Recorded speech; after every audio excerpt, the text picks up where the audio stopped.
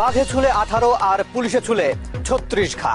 এই প্রবাদ আমরা ভুলে যাইনি এ কারণেই যে আমাদের সমাজে ক্ষণে ক্ষণে কেউ না কেউ, আপনি অথবা আমি, প্রতিনিয়ত পুলিশের হয়রানি অথবা নির্যাতনের শিকার হচ্ছে।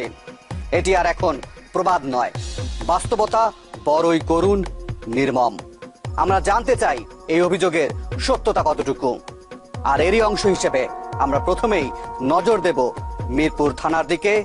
জানতে চাইব পুলিশ আসলে কেমন বন্ধু।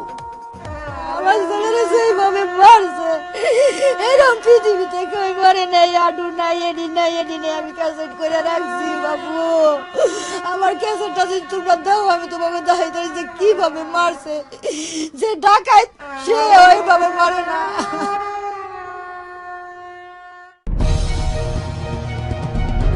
ঢাকার হাজারীবাগ থানার শঙ্কর এলাকা।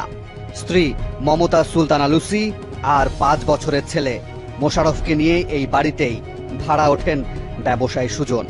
মিরপুর ই ব্লকে নিজ বাড়ি থাকার পরেও নিরাপত্তার জন্য তাকে উঠতে হয় ভাড়া বাড়িতে। একটা বিপদ বেশ ভালোভাবেই তাড়া করছিল তাকে। মিরপুর ছেড়ে হাজারীবাগে চলে আসার পরেও শেষ রক্ষা হয়নি সুজনের। 13 জুলাই 2014 সেদিন দেশের প্রায় সব গণমাধ্যমের প্রধান শিরোনামে জায়গা করে নিয়েছিলেন ব্যবসায়ী মাহবুবুর রহমান সুজন। ব্যবসা করতে হলে চাঁদা দিতে হবে, এমন মগের মূল্যকে পড়ে যান দিশেহারা সুজন। আর এই চাঁদার টাকা না দেওয়ার অপরাধে মিরপুর থানায় পিটিয়ে হত্যা করা হয় সুজনকে। আমাদের সামনে হাজির ঘটনার প্রথম সাক্ষী।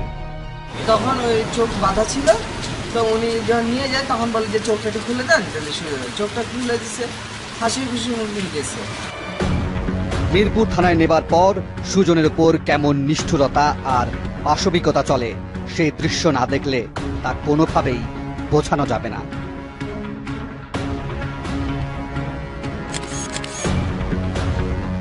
নির্যাতনের নির্মমতা আর ছেলে হারানোর বেদনা কেমন করে ভুলবেন সুজনের মা। আজও সেই দুঃসহ স্মৃতি বয়ে বেড়াচ্ছেন তিনি। আমার সোনারে এমন মারার মারছে, ল্যান্ডটা কইরা তারে এদিকে তো এদিকে আনছে, এদিকে তো ওদিকে আনছে। সে উলুঙ্কু ভাবে দৌড় পড়ছে পাগলের মতো। ছেলেটার একটু খাওয়ান দেয় নাই, আমার ছেলেটার একটু পানি চাইছে তা দেয় নাই। শুধু তাই নয়, মিরপুর থানা পুলিশের থাপা থেকে রক্ষা পায়নি সুজনের ছোট ভাই সবুজ। জেল খেটেছেন 1 বছরেরও বেশি সময়। মাথার ওপর এখনো ঝুলছে মামলার ঘানি। ওটা আমাকে বলতেছে, জাহিদ বলতেছে যে তুই 2 লাখ টাকা দিবি, আর নাইলে তোরে অস্ত্র মামলা দিয়ে চালান করবি। তারপর আমি বহুত কষ্ট করে 1 লাখ টাকা গুছাইয়া দিছি। একের পর এক নির্যাতন, মামলা আর পুলিশের জালে যখন পুরো পরিবার জিম্মি হয়ে পড়ে, ঠিক তখনই এই পরিবারের পাশে এসে দাঁড়ায় বাংলাদেশ জাতীয় মহিলা আইনজীবী সমিতি। ওসির একটা কথা ছাড়া কোনো কিছু কিন্তু হতে পারে না। এবং আমাদের যে কেসটা করেছি আমরা, সেই কেসে কিন্তু ওসিকেও আমরা দ্বিতীয় আসামি হিসেবে দিয়েছি। সুজন হত্যার বিচার চেয়ে মিরপুর থানার ওসি সালাউদ্দিন আহমেদ এবং এসআই জাহিদ সহ 10 জনের বিরুদ্ধে আদালতে মামলা করেন সুজনের স্ত্রী লুসি। তারপর গ্রেপ্তার হন মামলার প্রধান আসামি এসআই জাহিদ। জবানবন্দিতে স্বীকারও করেছেন সুজন হত্যার কথা। সুজন হত্যার ঘটনার পর মিরপুর থানার ওসি সালাউদ্দিন সহ জড়িত পুলিশের বিরুদ্ধে একের পর এক অভিযোগ উঠতে শুরু করে। কথায় যে একটা বলে না, কানায় যায় না থানায়, সেটা কিন্তু আমাদের এই মিরপুর থানাকে দিয়ে আমরা উদাহরণ হিসাবে ব্যবহার করতে পারি। পুলিশি নির্যাতনে ব্যবসায়ী সুজন হত্যার ঘটনা আমাদের মন থেকে মুছে যাবার কথা নয়। ব্যবসায়ী সুজন হত্যার পেছনের ঘটনা অনুসন্ধান করতে গিয়ে আমাদের ক্যামেরায় উঠে এসেছে গায়ের লোম দাঁড়া করানোর মতো অজানা অনেক অনেক কাহিনী। সেগুলো আপনাদের জানাবো, তবে তার আগে একটা বিরতি।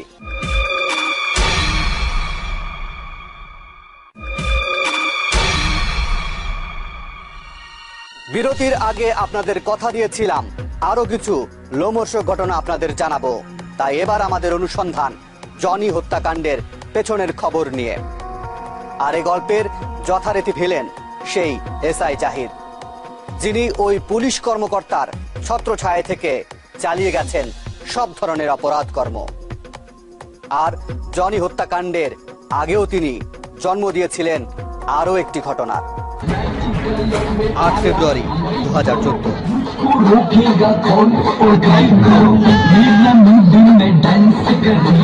এটা কোনো যাত্রা কিংবা মঞ্চের দৃশ্য নয়, এ দৃশ্য একটি বিয়ের বাড়ির। গায়ে হলুদের অনুষ্ঠানে বিনে দাওয়াতে এসে এমনি করে অশ্লীলভাবে নৃত্য করছিলেন পুলিশের সোর্স সুমন। সামাজিক পরিবেশে এভাবে নৃত্য না করার অনুরোধ করেন পল্লবী এলাকার ব্যবসায়ী জনি, আর তাতেই কাল হয় তার।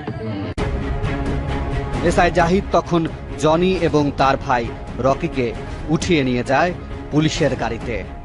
2 অফিসার হাতের উপরে পাড়া দিয়ে রাখছে, আবার পায়ে মারতেছে, উপুত করে পাছায় মারতেছে। মানে 2 ভাইয়াকে যেভাবে মারতেছে, একটা মানুষকে এভাবে মারে না। মৃত্যুকূপ থেকে রকি ফিরে আসলেও ফিরে আসতে পারেননি বড় ভাই জনি। পরে আমি অজ্ঞান হয়ে পড়ে গেছি, পরে আমার জ্ঞান ফিরে 1টার দিকে। জ্ঞান ফেরার পর আমাকে যখন হাজতে পাঠাই দিচ্ছে, তখন আমি শুনতে পারি আমার ভাই নেই। 2 ছেলেকে নিজের চোখের সামনেই মারতে দেখেছেন মা খুরশিদা বেগম। আমার ছেলের এইখানেই একটা লাঠি জাহিদ দারোগা পিছন থেকে দিচ্ছে আমার ছেলে এমনি করে তাকাইছে। ওই চেহারাটা আমার ছেলের আমি দেখলাম, আর দেখি নাই।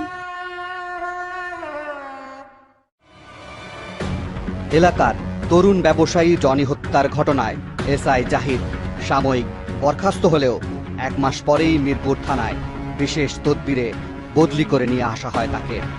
এমন সিদ্ধান্তে মিরপুরবাসী যেমন অবাক হয়েছেন, তেমনি অবাক হয়েছেন স্থানীয় সংসদ সদস্য ইলিয়াস আলী মোল্লা। কিছুদিন পরে শুনলাম সে মিরপুর থানায় ডিউটি করছে। তখন আমি ডিসি সাহেবকে বললাম যে ডিসি সাহেব, আপনি এসআই জাহিদকে যখন ক্লোজ করেছেন, সে কি করে আবার মিরপুর থানায় ডিউটি করে? শুধু তাই নয়, সাধারণ মানুষের সাথে পুলিশের আচরণ নিয়েও প্রশ্ন তুলেছেন এই সংসদ সদস্য। পুলিশের এত ক্ষমতা কিসের?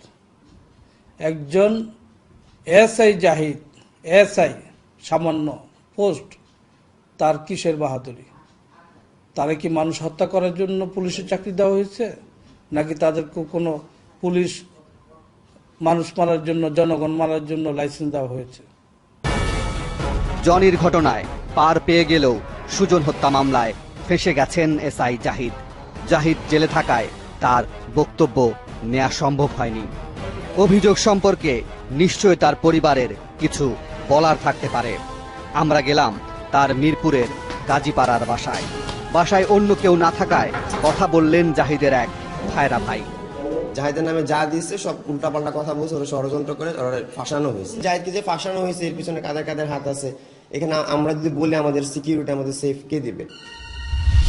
সুজন, সবুজ, জনি কিংবা রকি নয়, এমন অসংখ্য ঘটনার সূত্র আমরা খুঁজতে থাকি। অনুসন্ধানকালে আমাদের সামনে এমন অসংখ্য ভুক্তভোগী এসে দাঁড়ান যারা পুলিশের নির্যাতনে পঙ্গু হয়েছেন, নতুবা হয়েছেন আর্থিকভাবে ক্ষতিগ্রস্ত। এবার আপনাদের সামনে আমরা তুলে ধরতে চাই এমন কিছু করুণ কাহিনী। আমরা এখন যাকে দেখাবো তিনি চোর কিংবা ডাকাত নন, তারপরেও পুলিশের ভয়ে নিজেকে লুকিয়ে রাখেন সবসময়। বাসার বাইরে তালাও ঝুলিয়ে রাখেন। আমরা তার বাসায় গেলাম। কিছুক্ষণ পর খুঁড়িয়ে খুঁড়িয়ে বের হয়ে আসলেন তিনি। ক্যামেরায় মুখ দেখাতে চান না, এমনকি ওসি সালাউদ্দিনের ভয়ে নিজের নাম পরিচয়ও প্রকাশ করতে চাননি তিনি। সঙ্গত কারণেই গোপনে দৃশ্য ধারণ করতে বাধ্য হলাম আমরা। শুধু এই ব্যক্তি নন, মিরপুর থানার পুলিশের নিষ্ঠুরতার শিকার উচ্চশিক্ষিত ব্যবসায়ী কবির হোসেন মিল্টনও। 2013 সালের এপ্রিল মাসে মিল্টনকে বহু মানুষের সামনে তার কর্মস্থল থেকে ধরে নিয়ে যাওয়া হয়। কোনো ধরনের মামলা কিংবা অভিযোগ ছাড়াই ধরে নিয়ে নির্যাতন চালানো হয় তার উপর। এরপর দুপায়ে গুলি করে পঙ্গু করে দেয়া হয় তাকে। বলতেছে যে আমি আমার চিনো, আমি কিন্তু মায়ালামু যা জিগামু সত্যি কথা বললাম। আমি বললাম হ্যাঁ আমি আপনার চিনি। তো ওই জায়গায় নিয়ে তো হামার দেয়া পিটাইছে আর কি, হামার দিয়ে হাত গুলি ভাঙছে আমার, তারপরে পায়ে মারছে। ওরা যে গুলি করছে গুলিটা এদিক দিয়ে বেরিয়েছে আর কি। ধরে নেবার পর মায়ের কাছে খবর আসে মিল্টন পুলিশের গুলিতে মারা গেছেন, আর তাতেই হার্ট অ্যাটাক করেন মিল্টনের মা। তারপর শয্যাশায়ী থেকেই মৃত্যুর কোলে ঢলে পড়েন একদিন। মা হারিয়েছেন স্বাভাবিকভাবে চলার গতিও, তবে হারাননি মনের সাহস। আমার মা মারা গেছে, আমি নিজে পঙ্গু হয়ে গেছি, আর ভয়ের কি আছে, আর কি হারানো। মিরপুরের আরেক ব্যবসায়ী শিপন মিল্টনের সাথে একই দিনে ওসির নির্দেশে তাকেও ধরে নিয়ে যায় মিরপুর থানার পুলিশ। তারপর চোখ বেঁধে গাড়িতে উঠিয়ে নিয়ে যাওয়া হয়। পিটাইতে নিয়ে আসলো মেন রোডে পুরান হাতিল, ওখানে ওসি সালাউদ্দিন ডিউটিতে ছিল। ওসি সালাউদ্দিনের কাছে নিয়ে এসে বললো যে স্যার নিয়ে আসছি। সামনে হ্যান্ডকাপ লাগানো ছিল, তখন পিছনে হ্যান্ডকাপ লাগাই ফেললো। গরু যেভাবে জবাই করে ওইভাবে শোয়ায়ে বুকের উপরে একজন বসলো, থুরার উপর একজন বসলো, মুখটা চাপে ধরে রাখলো যাতে চিল্লাইতে না পারে। পায়ের নিচে ইট দিয়ে তখন পিস্তল দিয়ে গুলি করলো। সিভিল টিমে ছিল এসআই ইসমাইল, মাসুদ, জাফর। আমরা গেলাম অভিযুক্ত এসআই ইসমাইলের কাছে।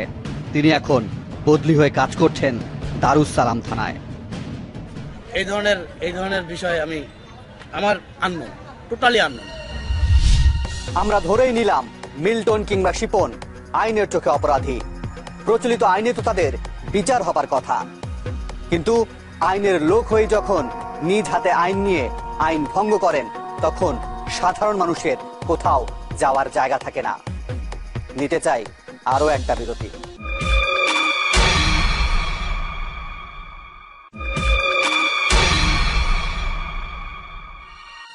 অবস্থা এমন দাঁড়িয়েছে যে আমাদের চরিত্রগুলোও পুলিশের বিরুদ্ধে কথা বলার সাহস হারিয়ে ফেলেছেন। বারবার সময় নিয়েছেন, জায়গাও বদল করেছেন বারবার। আবার কেউ কথা বলেছেন ঢাকা মহানগরের বাইরে গিয়ে। সাভারের আমিন বাজার এলাকা, পুলিশের ভয়ে মিরপুর থেকে এখানে এসে কথা বলতে রাজি হয়েছেন ব্যবসায়ী মুকুল। তার অপরাধ, তিনি বিএনপি সমর্থক। 2013 সালের অক্টোবর মাসে গাড়ি পোড়ানোর মামলায় আসামি দেখানো হয় তাকে। গভীর রাতে কল্যাণপুরের নিজ বাসা থেকে চোখ বেঁধে ধরে নিয়ে যাওয়ার পর 4 দিন নিখোঁজ ছিলেন তিনি। যখন আমি জানতে পারি চোখ খোলা অবস্থায়, তখন আমি মিরপুর থানা। আর রিমান্ডের ভয় দেখিয়ে হাতিয়ে নেওয়া হয়েছে লাখ লাখ টাকা।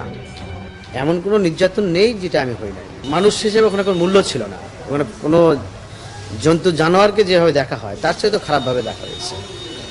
কোন স্মৃতি মনে পড়ে ওই দিনের আপনার? সবসময় স্মৃতি মনে পড়ে, কিন্তু আমি এটা বলতে চাই না। আমি ওকে বাঁচতে হবে। সরকারি বাংলা কলেজের ছাত্রনেতা তারেকের ওপরেও চলে বর্বর নির্যাতন। ঝামেলা অনেক মাইর খেয়েছি। হ্যাঁ, আমি হাঁটতে আমার খুব সমস্যা হয়। আমি আর চাই না ধরে নিয়ে ভাই, আপনার ধরে নিয়ে কি করবে ভাই, খুঁজে কল্পনার বাড়ি। আর কাফরুল থানার বিএনপির সভাপতি আসগর আলী মাতবর পুলিশের নাম শুনলেই আঁতকে ওঠেন। তিনি কাফরুল থানার বাসিন্দা হলেও তাকে হয়রানি করছে মিরপুর থানার পুলিশ। হিংস্র মানে কি? এটা সালাউদ্দিন, আর কেউ না। এত অমানবিক আর কোনো ওসি এই এলাকায় আসে নাই কোনোদিন। আবুল হোসেন, আব্দুল মান্নান, বজলুর রহমান ও ফরহাদুল ইসলাম, তারা সবাই মিরপুরের মণিপুর উচ্চ বিদ্যালয়ের শিক্ষক ছিলেন। 2012 সালের 19 অক্টোবর মিরপুরের মণিপুর উচ্চ বিদ্যালয়ের 18 শিক্ষককে জামায়াতে ইসলামী ও হিজবুত তাহরির সন্দেহে আটক করে মিরপুর থানা পুলিশ। তারপর তাদেরকে থানায় নিয়ে অন্যান্য পেন্ডিং মামলাতেও ঢুকিয়ে দেয়া হয়। এই মামলায় অভিযোগপত্রে 8 নম্বর আসামি হিসেবে যুক্ত করা হয় বজলুর রহমানকে। তাদের দাবি, রাজনৈতিকভাবে তারা কেউ অপরাধের সাথে জড়িত নন।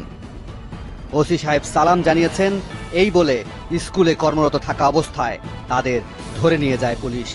যখন দেখলাম যে পুলিশ দড়ি বেঁধে মাজায় নিয়ে যায়, রিমান্ডে নিয়ে যায়, তো আমি হতবাক বিস্ময়ে খালি ভাবলাম যে আমি কোন দেশে নাগরিক, এই এত বছর চাকরি করে এই সমাজের কাছে এটা পেলাম।